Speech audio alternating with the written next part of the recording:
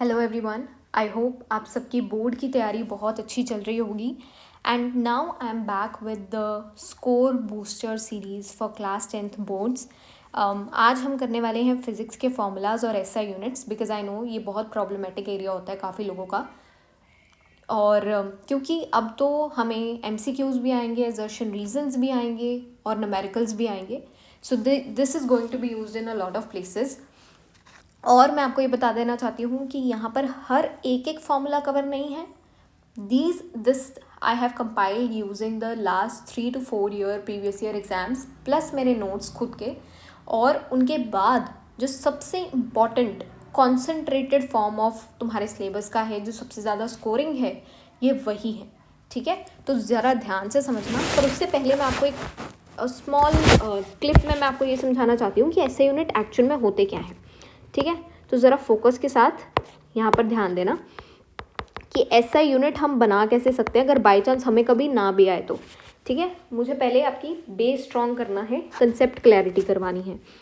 I am sure आपको ये याद होगा, force is equal to mass into acceleration. ठीक है, एक्सेलरेशन। अब आप मेरे को बता सकते हो कि मास का एसआई यूनिट क्या होता है, किलोग्राम्स। एक्सेलरेशन क्या होता है, मीटर पर सेकेंड स्क्वायर।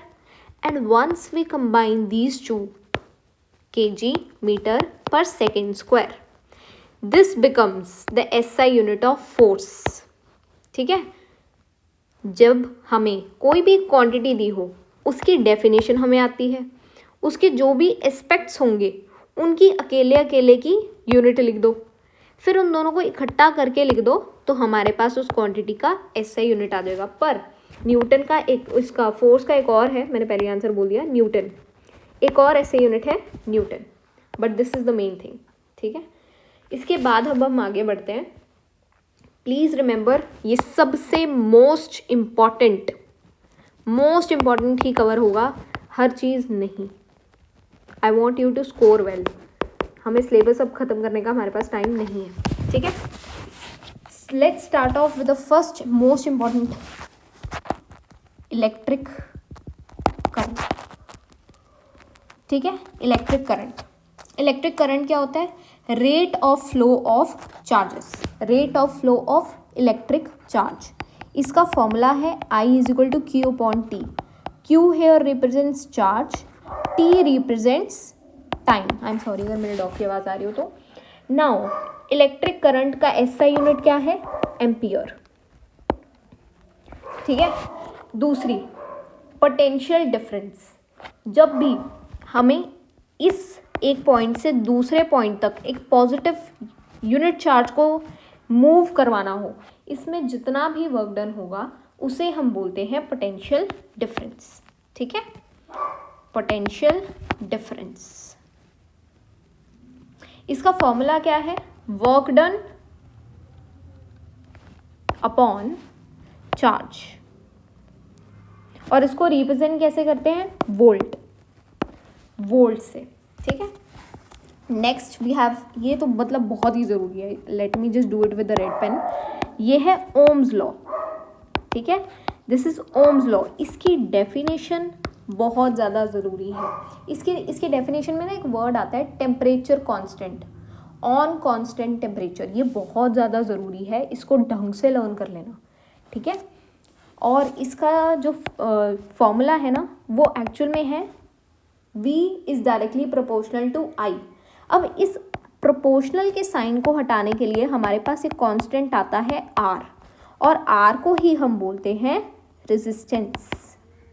आप समझ पा रहे होंगे, मैं बहुत डिटेल में नहीं समझा सकती यहाँ पे, नहीं तो बहुत लंबी हो जाएगी। और इसका ओम्स लॉ का कोई ऐसा यूनिट नहीं होता है, it is just a law.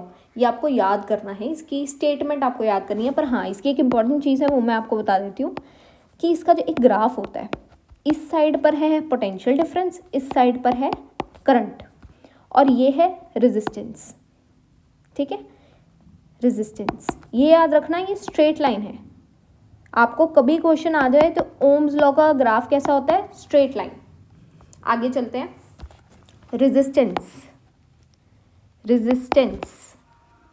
जब भी इलेक्ट्रिक करंट फ्लो हो रहा हो और अब अगर हमें उसके अंदर रुकावट डालनी है तो मैं एक रियोस्टैट लगा दूंगी यहाँ पे। क्या लगा दूंगी?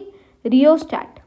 इससे क्या होगा? उसके अंदर रेजिस्टेंस आ जाएगी, इलेक्ट्रिक करंट जो है थोड़ा रुक जाएगा, कम हो जाएगा। ठीक है, इसका फॉर्मूला क्या है? R इज इक्वल टू रो, इसको बोलते हैं रो, L अपॉन A, ये इसका फॉर्मूला है। इसका SI यूनिट क्या है? ओम।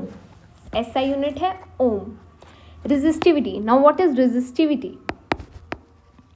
हमें ये जो रो है ना, रो को हमें बस इसको थोड़ा रीअरेंज करके लिख देना है, R A upon L। I hope you are able to note the difference between the two. इसके अंदर L ऊपर था, इसमें L नीचे है, इसमें A नीचे था, इसमें A ऊपर है। आप इनमें से सिर्फ ये वाला लर्न कर लेना, ये आप खुद बना लोगे। इसको रीअरेंज ही करना है ना, ये तो आप खुद बना लोगे, बस इसको याद रखने में ज़्यादा फोकस रखना।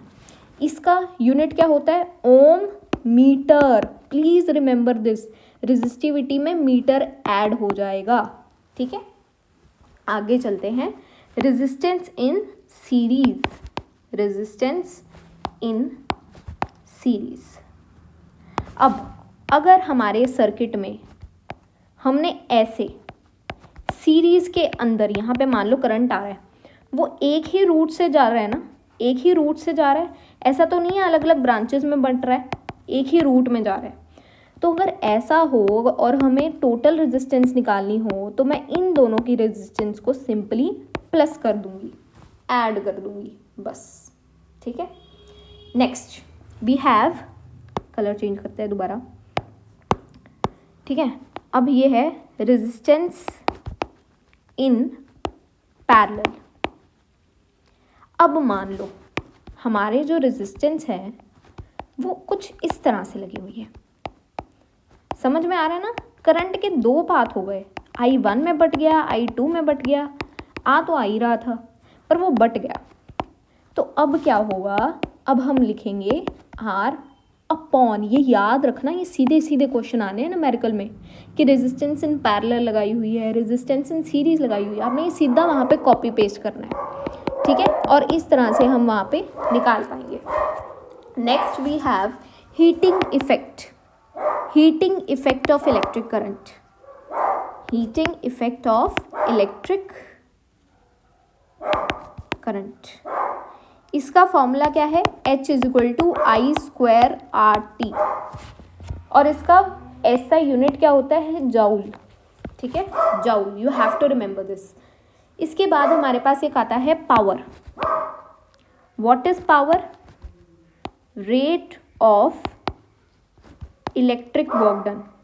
ये याद रखना, ये बहुत ज़रूरी है, rate of electric work done. ठीक है, रेट जब भी आ जाए ना, इसकी एक ट्रिक बता देती हूँ, जब भी रेट आ जाए इसका मतलब है नीचे टी होगा। ठीक है, ये इसकी ट्रिक होती है।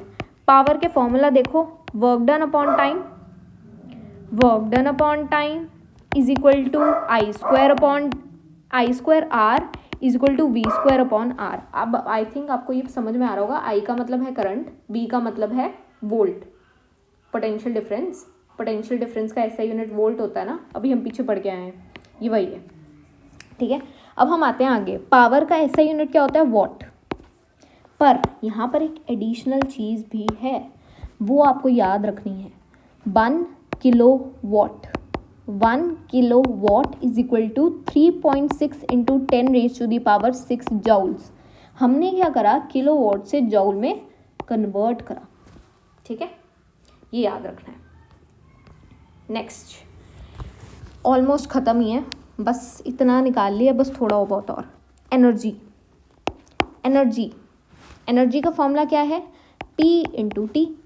इसका तो सीधा न्यूमेरिकल आता है कि एनर्जी बताओ इस इलेक्ट्रिक अप्लायंस ने कितनी एनर्जी अपने अंदर एब्जॉर्ब करी है, यूटिलाइज होने में कितनी एनर्जी इसको लगी है। तो बस हमने यही फॉर्मूला लगाना है, पावर इंटू टी, ख़त्म बात। और इसके ऐसा यूनिट क्या होता है? Volt hour, watt hour, sorry मैंने वोल्ट आर बोल दिया, वॉट आर। ठीक है, अभी हमने पढ़ा ना वॉट, वो वाला है ये। लास्ट है relation between P and F। और हाँ, एक वो चैप्टर नंबर 9 है आपका, लाइट वाला, है ना, वो मैंने इसके अंदर काउंट नहीं करा है इन फॉर्मूलाज। उसकी क्लास ऑलरेडी एक हो चुकी है, आप वो वाली वीडियो देख सकते हो, ठीक है। यहाँ पर I just wanted to have a quick compilation. अब हम ये देख लेते हैं कि relation between power and F क्या है। ये है ह्यूमन आई वाला चैप्टर, ह्यूमन आई वाले चैप्टर का है ये क्वेश्चन। क्या रिलेशन होता है इनमें? P is inversely proportional to F। और एक बात याद रखना, ये F जो है ना, ये मीटर में होना चाहिए, ठीक है। ये सीधा क्वेश्चन आएगा, पावर दी होगी F निकालना होगा, नहीं तो F दिया होगा पावर निकालनी होगी। ये बात याद रखना कि पहले मीटर में कन्वर्ट करना है, उसके बाद कैलकुलेशन करनी है। And that's it. Thank you very much. I hope आप बहुत अच्छा स्कोर करो और ज़्यादा स्ट्रेस लेने की ज़रूरत नहीं है। This is just an exam, ठीक है। All the best.